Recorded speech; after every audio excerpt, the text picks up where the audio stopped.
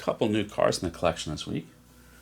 First up is an R33 Skyline GTR, but the Autech Anniversary Edition.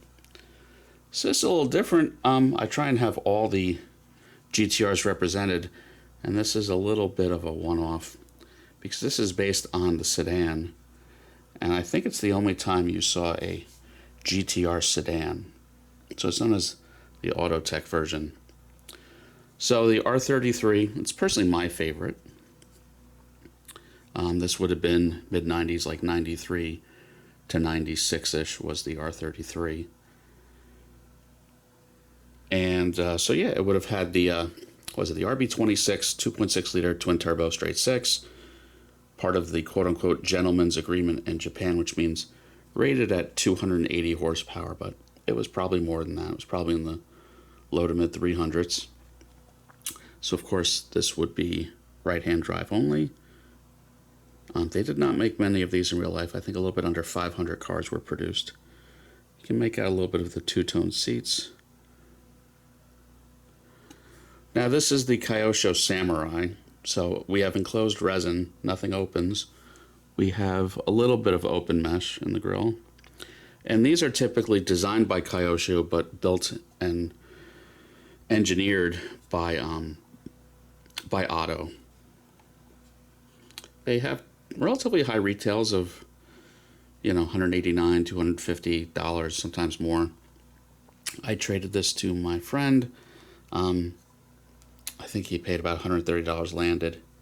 So at that price, I'm not too mad at it. But paint's good. The windows are good.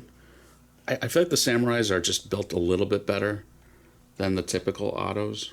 They don't have the typical resin issues. Wheels and tires are good.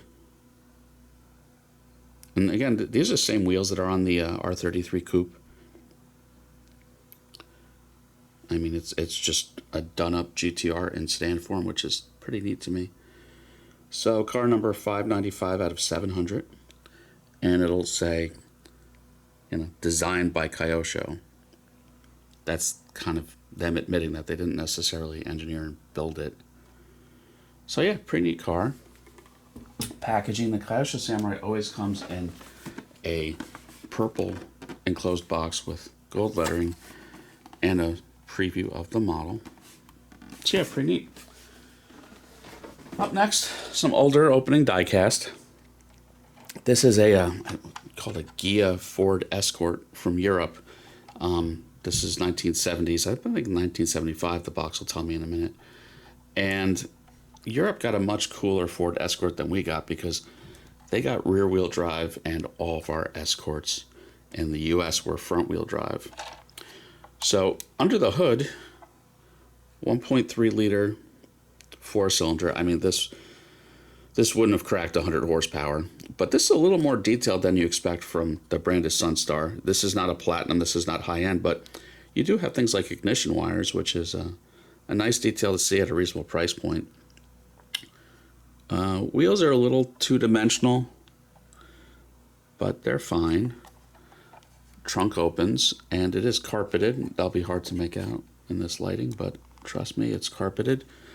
The interior is actually also carpeted. Again, this is pretty nice for a moderately priced model. This probably would have retailed for like $30 to $40 20-something years ago.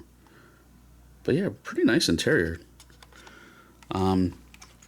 Yeah, 1.3 liter. This wasn't like a performance variant. There was probably 10 different engines that you could have gotten in these.